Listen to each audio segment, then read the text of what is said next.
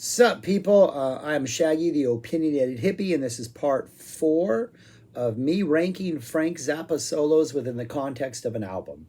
So I'm going to go in no particular order, but as I just feel like listening to albums. The ones released after he passed away, and I'm going to rank the solos within the album and just give you my thoughts on each solo and rank them. And then number one, whatever takes number one on each album, is a contender for the final showdown when I pick what I think is the best overall solo, which I understand is not fair. Ultimately, the number one will win, right? Because if you're number one, nothing that's ranked number two should beat you. No, that's not true. Yeah, that is true. Yes. But anyways, my point is, and this is a good show for an example of this, I could have 5 solos from one show that I think are much better than every single solo from another show. So simply by picking the ones, I'm not getting a true sampling of what the true best guitar solos, my favorite guitar solos are. But I know that going in, and that's part of the fun of this whole thing. So anyways, I'm doing the last USS show, the Nassau Coliseum show from March of '88. There's a couple solos thrown in here that are from other shows because Dweezil played on them, and Dweezil did not want to be a part of this. And he says, and I want to believe him because he seems to be I don't know, I'm not going to get on take sides, but he said his playing wasn't up to snuff, so he didn't want his early, 16, 17-year-old, 18-year-old playing to be released, so respect that decision. But instead we get to Frank solos. If you've watched any other videos, me talking about '88, I'm not a big fan of the tour as far as Frank's guitar solos go. I think that is maybe one of the weakest parts of this tour are his guitar solos. It's definitely ranking his overall tours. As far as guitar solos go, this is one of my least favorite. I don't think he did much that was new with the guitar, and I also don't think that, I don't like his tone a lot of the time. He had this really, at time, just pure, clean, sometimes even like crystallized, tinkly type tone that just does not do much for me. Every once in a while it does. That Stinkfoot solo on Make a Jazz Noise here, for some reason it works. There's a lot of things where it just doesn't work. Torture Never Stops, Inca Roads, I don't know. Those songs are much heavier than that, and I don't think bringing them down with this tone always worked for me. So take my opinions with a lot of salt. Going into this, because I'm not a fan of the '88 guitar solos for the most part. I think Tunis and Wackerman are probably the saving grace of a lot of these. They were able to elevate Frank. Probably the guitar playing on '84 was higher, even though that was an overall worse tour. But there are some good solos on this release, and so I'm just going to rank them. There were 9 that I count. Probably might miss one. For some reason I keep missing solos. I don't think I've missed any on this one. 9 that I count. And I'm going to review them. And then at the end, I will put the list up on the screen for you visual learners. And then after I put up that list, I will show you where this show ranks amongst the other 3 that I've already done. So here we go. Number 9, America the Beautiful. The last song Frank would ever play in the United States with a full band. He solos on this. It's not really him soloing as much as he has his guitar on and he's just kind of riffing and throwing off some nice little tasty last-minute treats for us to enjoy before he ceases playing in the United States. It's there just because there's not much to it, but it adds a little nice flavor to the show closing America the Beautiful. Number 8, Dickie's Such an Asshole. Nice, decent bluesy solo. Again, it's kind of restrained. I think a lot of these are kind of restrained. I say again a lot. Scott Tunis on bass is probably the highlight of this. He definitely brings some nice flavor. But for the most part, it's your typical decent, kind of slightly bluesy Dickie solo. Number 7 is Whipping Post. It has that, I think it's a shortened version of like Manish Boy. I think Manish Boy is da-na-na-na-na. I think there's an extra note in Manish Boy, and this is da-na-na-na. And Manish Boy is da-na-na-na-na or something like that.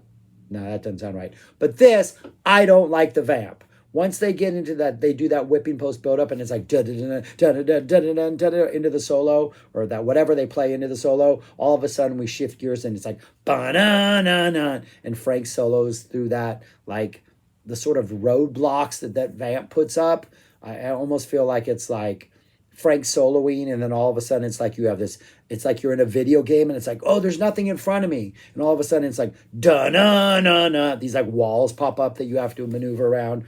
I don't know. The vamp doesn't do anything for me. Whipping post, their cover doesn't do anything for me. It's never been one of my favorites. Solo has its moments, you know, it's still Frank, but still not much to it. Number 7, Whipping Post. Number 6, Inca Roads. It's got that tone that I don't like, just that really pure, crystallized, kind of tinkly, I don't know. I don't like the tone. I think it's like Frank had no effects whatsoever or something and plugged directly into like his speaker or into his amp. I don't know. There was something to get the effect, and I think it was a lack of effects is what gave him the effect. But I just don't like it. It just doesn't work for me. It just, especially in Inca Roads, which is to me so. I mean, you could look at the 74 Inca Roads and the 79, and they just can't compare. There are moments. Again, it's still Frank. It's still the Inca Roads vamp. It's still that overall vibe that Inca Roads has. But almost most Inca Roads from this tour disappoint me. So I'm not sure it had a chance. But overall, I just don't think there's anything new. I don't think Frank's going anywhere he hasn't gone before. He's doing it in a tone I don't like. It just disappoints me, I guess. Number 6, Inca Roads. Number 5, Black Page. The New Age version solo. Definitely not as good as the Wanna Make a Jazz Noise here, which I really, really like. Doesn't start off with quite the same energy, but nonetheless has somewhat of an interesting start. Kind of starts off really so slow and contemplative. I think it works well as an opening solo for a show, and that even if you don't get a complete barn burner to open up, like even have something that's a little more relaxed and methodical and maybe contemplative, that sounds weird for some reason. That sets the tone for the show, and I think this does kind of set the tone for the show. Problem is, I mean, we've already had, 4 solos on this list that failed to meet that or exceed what has been set. And it sets a nice opening tone, but I think, again, it's a little bit of just like swimming, but you're just kind of not really going anywhere, but nonetheless, you have the ability to swim, so you do it. But I don't know. Other than it being a little bit restrained and it never really reaches a peak, and it's just kind of like Frank playing and exploring ideas, I don't think there's anything really that stands out about this solo. I enjoy it because I love the New Age version of the Black Page, and it's better, I think, than the Inca Roads one, at least less disappointing. Man, I feel bad about being so harsh about these solos. But again, just listen to a bunch of, I listened to the Munich shows, and I listened to those 75, 76 shows. Yeah, those were better solos. But anyways, sets a nice tone for the show. I think it's a nice opener, but it's not as ferocious as that Make a Jazz Noise here one. Number 4, Stairway to Heaven. This one works. If you've only heard the best band version, there were times when Frank would play a solo, and then after the solo, the horn section, or the whole band would play the Jimmy Page solo, like arranged. And Frank, it's just nice. It works. Frank's just doing his own thing. I like the vamp that they choose to solo over. The band sounds good. It could have been longer. Like, I actually think if Frank had really turned this into like an epic, like 4 to 5 minute solo, and you're just like, you feel like it's never going to end, and then when it ends, then they go into the Jimmy Page thing, that would have been fantastic. As it is, it's a really good solo. A lot of him just bending some notes. He's really getting into like, what? Just making that guitar scream. Really kind of weird tweaky middle in the middle. Make some moaning sounds. Like, he's doing his best to, I don't want to say he sounded like Jimmy Page, because Frank and Jimmy kind of don't sound like anything like each other. But it's almost like he is aware of Jimmy Page's, like, those dark, deep, noisy, moaning places that he could go, and like Dazed and Confused and something like that. A lot of weird words today. And it's like he's trying to evoke a little bit of that Jimmy Page, just the guitar is yes, it makes music, but you have to use the entire instrument, the strings, the whammy bar, the fretboard. Like, it is an instrument that all must be manipulated. And it seems like Frank is slightly exploring that energy a little bit in the middle of this Stairway solo. So it's pretty interesting. It fits the song, the fact that it's a Zeppelin cover, and all that. And it goes really, really nicely into the ending, which I guess I should say, spoiler alert, in which the entire band, I've already given it away, plays Jimmy Page's solo. It's like conducted. It's absolutely fantastic. Number 4, Stairway to Heaven. Number 3, Charlena. I am a sucker for this vamp. I love this vamp. Just, it's the same vamp they've been playing since 84. Maybe 82. No, I think it was a different vamp in 82. Don't remember right now.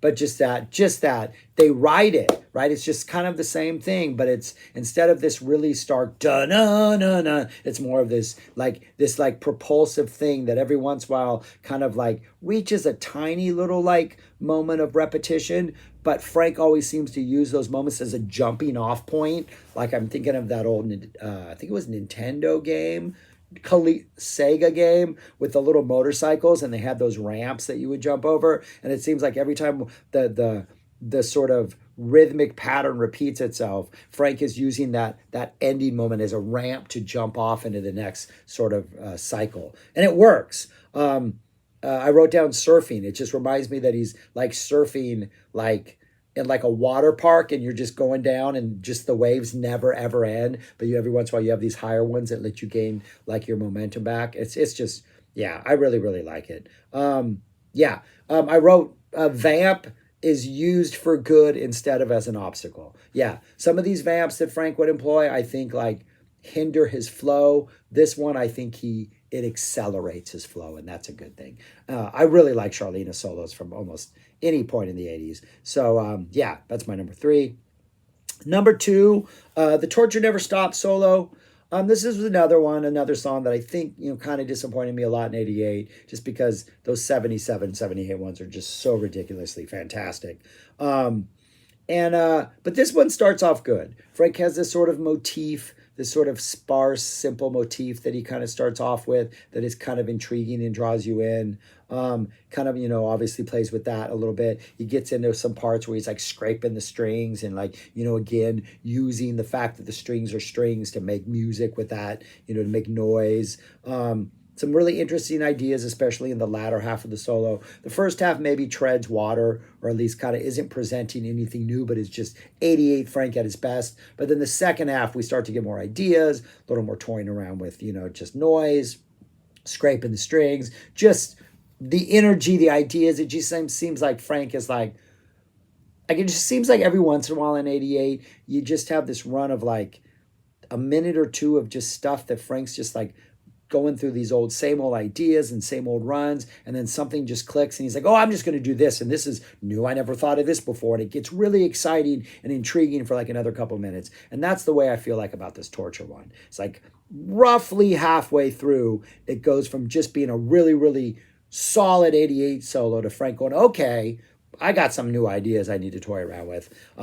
So pretty interesting, pretty good solo, but nowhere near as good. I think by far, for me, the best solo on this release, hands down, is the City of Tiny Lights solo.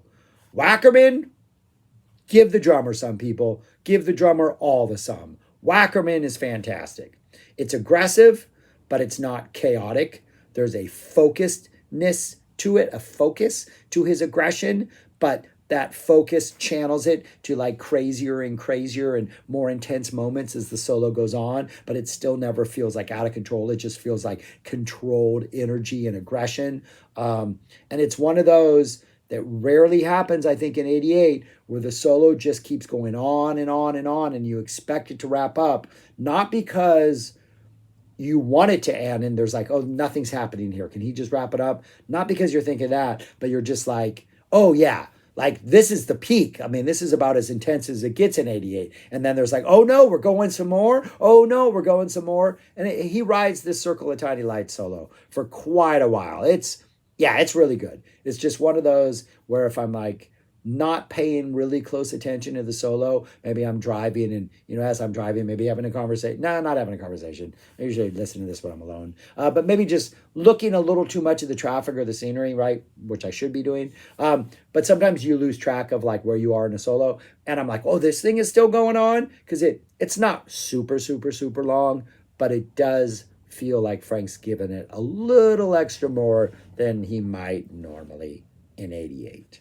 So yeah, that's what I got. I don't have a lot I am sorry I have not praised this a lot, but again, I was trying to be clear in the beginning. But that's right there where I ranked them.